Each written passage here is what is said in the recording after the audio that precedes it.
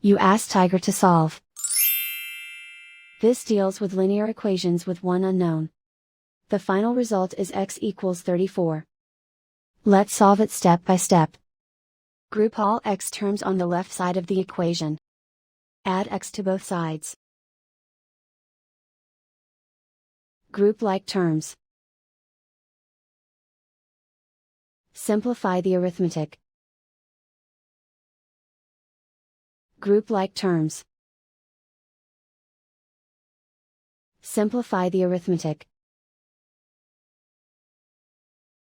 Group all constants on the right side of the equation. Subtract 36 from both sides. Simplify the arithmetic.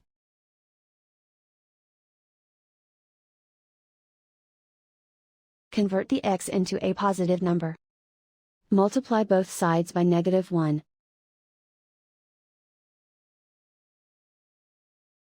Remove the ones. Simplify the arithmetic. And so the final result is x equals 34.